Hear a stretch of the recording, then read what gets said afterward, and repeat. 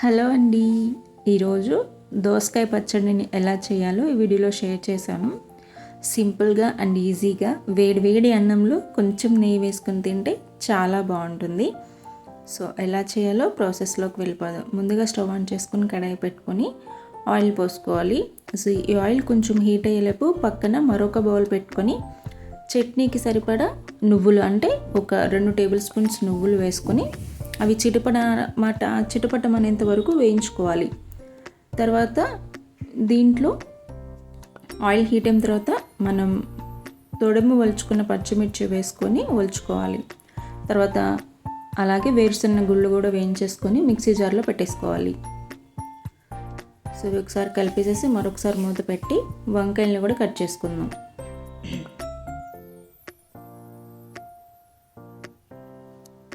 ఈ లోపు పక్కన వేరుశనగ గుళ్ళు వేగుతూ ఉంటాయండి. సిమ్లోనే పెట్టుకొని వేయించుకోండి నువ్వులు అలాగే వేరుశనగ గుళ్ళు. సో నువ్వులు ఒక 2 టేబుల్ స్పూన్స్, వేరుశనగ గుళ్ళు ఒక 2 టేబుల్ స్పూన్స్ వేయించుకొని మిక్సీలో పెట్టేసుకొని పక్కన. తర్వాత దోసకాయని కూడా మనం కట్ చేసుకుందాం. ఇక్కడ దోసకాయ చేదు లేకుండా చూసుకోండి, చేదు ఉంటే కనుక తీసేసేయండి. సో నేను ఇక్కడ చేదు చెక్ చేస్తున్నాను, ఈ కాయలకి చేదేం లేదు. సో లోపల గింజలు మీకు ఇష్టమైతే అట్టు పెట్టుకోండి, లేదంటే తీసి పక్కన పెట్టేసుకోవచ్చు. నేను పక్కన పెట్టేసుకున్నాను.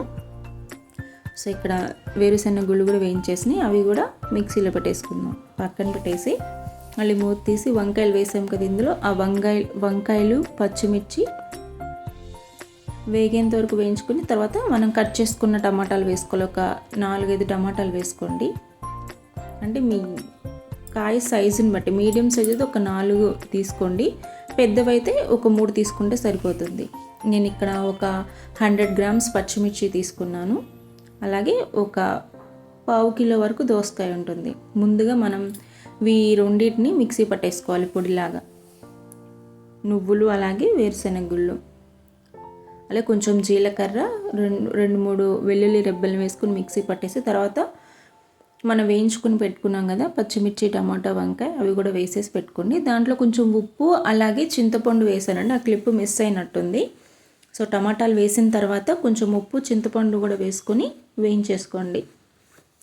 ఇలా మెత్తగా మిక్సీ పట్టాక మిగిలిన ముక్కలు ఉన్నాయి కదా అవి కూడా వేసేసి కలిపేసుకొని పోపు పెట్టేసుకోండి. అంతేనండి, సింపుల్గా అండ్ ఈజీగా చాలా బాగుంటుంది ఈ పచ్చడి. మీరు కూడా మీ ఇంట్లో ట్రై చేసి ఎలా ఉందో నాకు కామెంట్ బాక్స్లో కామెంట్ చేయండి.